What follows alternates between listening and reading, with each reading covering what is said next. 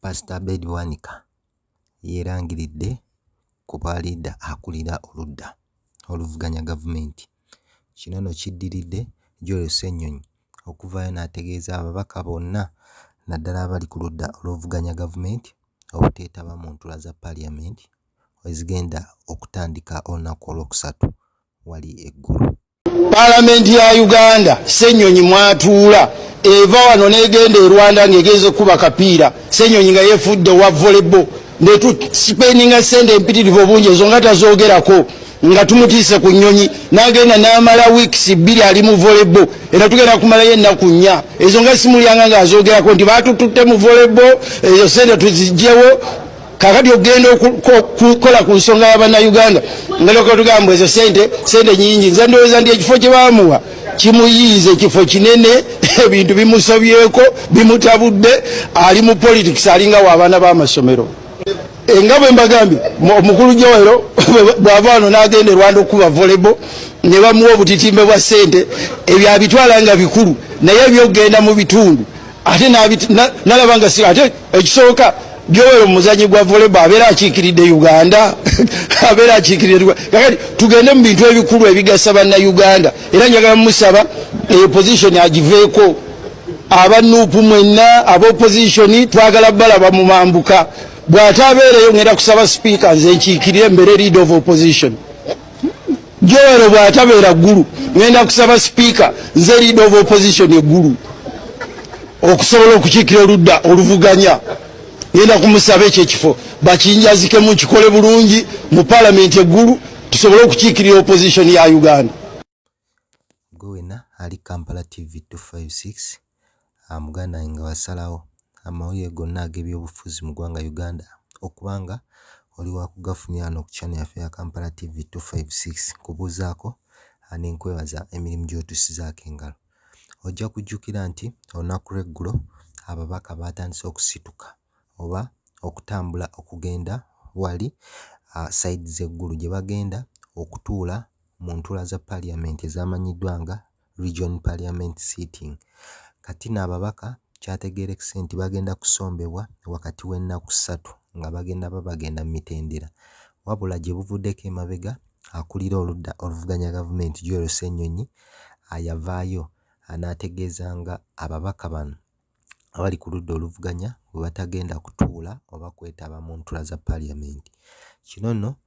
kyatanula ababaka abamu ne bavaayo ne bategeeza nga Joel Ssenyonyi n'ekibiina kye ekya National Unity Platform bwe balina ebyabwe bye boonoonyeza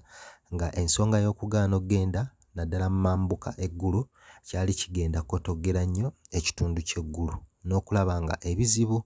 ebiruma abantu b'eggulu tebisobodde kubeera nga bifiibwako. Wabula Ssenyonyi yavaayo n'alumiriza nti tekisoboka okubanga paaliyamenti buli lutuula lwe n'atuula ejja kukozesa obuwumbi 5. Ye n'avaayo n'asaba nti singa ensimbi ezo tusobola okubeerako we tuziteeka okugeza abasawo abayintaani abatannaba kubanga baweebwa ludda waabwe bagenda okubeera nga bakolera okubanga mu kiseera kino ensimbi ezo zealoketingibwa ne batwalibwa mu bitundu ne basobola okuba nga bakola oba ensimbi endala okubanga ziweebwa abantu b'ekitezi naddala abo ababumbukirwa kasasiro. Era ababaka twalabako abava mu bitundu by'omu mambuka ne bavaayo ne balumba omubaka Joel Ssenyonyi nga bamutegeeza nga bw'ataagaliza kitundu kyabwe kubeera nga kikulaakulana. Wabula olunaku olw'eggulo twalabye omubaka Abed Bwanika okuva wali ekimanya kabonera eyavuddeyo n'ategeeza nti ye akati ye leader of opposition singa Ssenyonyi anaaba nga talabiseeko side z'eggulu era ategeezezza nti agenda kusaba sipiika akiikirire bulungi ababaka bonna okuva ku ludda oluvuganya gavumenti asobole okubeera nga ebiteeso byabwe bituukirizibwa. Era n'asaba Ssenyonyi okubanga ava mu katemba ye gw'alowooza nti paaliyamenti bw'etegeka oba weegenda okwetaba mipiira gya East Africa Ssenyonyi ne bagenda ensimbi ze bafuna ye talabanga ez'okwonoona omuwi w'omusolo. Kati no ngenga amawulire Paalamenti ya Uganda Ssenyonyi mwatuula eva wano n'egenda e Rwanda ng'egeze kuba kapiira. Ssenyonyi nga yeefudde wa volleyball ndetu sipeninga sente empitirivu obungi ezo nga tazoogerako nga tumutiise ku nnyonyi n'agenda n'amala weeks 2 ali mu volleyball era tugenda kumalayo ennaku 4 ezo nga simulyanga ng'azogerako nti baatututte mu volleyball ezo sente tuzigyewo kakati ogenda okukola ku nsonga y'abannayuganda nga lokotugamba ezo sente nyingi nze ndowooza nti ekifo kye baamuwa kimuyiize ekifo kinene ebintu bimusobyeko bimutabudde ali mu politics alinga w'abaana b'amasomero nga bwe mbagambye omukulu Joero bw'ava wano n'agenda e Rwanda okuba volleyball ne bamuwa obutitimbe bwa sente ebyo abitwala nga bikulu naye ebyogenda mu bitundu ate nalaba nga ate ekisooka Joero muzanyi gwa volleyball abeera akiikiridde Uganda abeera akiikiridde kakati tugende mu bintu ebikulu ebigasa bannayuganda era njagala musaba eyo position agiveeko abanuupu mwenna ab'opposition twagala balaba mu mambuka bw'ate abeereyo ngenda kusaba speaker nze nkiikirire mbere leader of opposition Joero bw'ate abeera ggulu ngenda kusaba speaker nze leader of opposition eggulu okusobola okukiikira oludda oluvuganya ngenda kumusaba ekyo ekifo bakinjazikemu kikole bulungi mu parliament eggulu tusobole okukiikirira opposition ya Uganda amatonotono agavaako wali mu parliament y'eggwanga Uganda okweyongerayo ojja kujjukira nti olunaku lwabadde lwaggulo amawulire gayongedde okuvaayo ne gasaasaana ne gategeeza nga eggwanga erya Russia bwe lyawadde gavumenti ya Uganda obukadde bwa $100 zino n'ensimbi bw'ozigatta mu za Uganda buli obuwumbi 307 zino nno nga zaaweereddwa eggye lya UPDF okwongera okwenyweza n'okutambuza emirimu gyalyo ojja kujjukira nti emyaka 2 egiwedde amawanga ga Africa gonna ageegattira mu mukago oga Russia Summit Africa gakyalako wali mu ggwanga erya Russia omukulembeze wa Russia Vladimir Putin bwe yavaayo n'ategeeza okwongera okugavujjirira oba okugawa obuyambi ojja kujjukira nti olutalo bwe lwabalukawo wakati wa Ukraine ne Russia amawanga mangi naddala aga Africa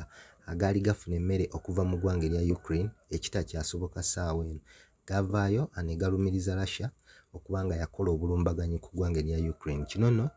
Russia yavaayo n'etandika okubanga egawa obuyambi nga kyeyeewala amawanga gano kwe kuddayo okubanga gakwatagana n'eggwanga erya America wabula olunaku olw'eggulo kyakakasiddwa CDF oba aduumira eggye lya Uganda General Muhoozi Kainerugaba bwe yategeezezza nti eggwanga lya Russia alituukiriza endagaano yaalyo ne liwa eggye lya Uganda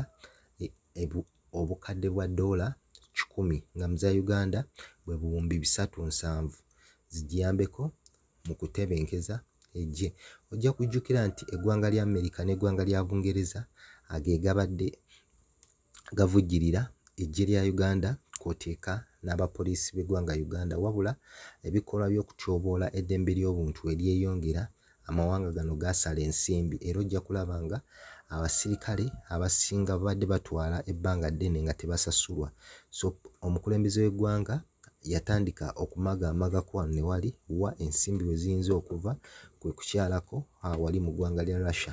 era gyasobodde okuba nga afuna obuyambi gwe n'atanaba kuba ng'osubscribinga nja kusaba okuba ng'osubscribinga okulikinga okukomentinga ate era n'okusharinga kankwagalize olunaku olungi asiba bulungi weraba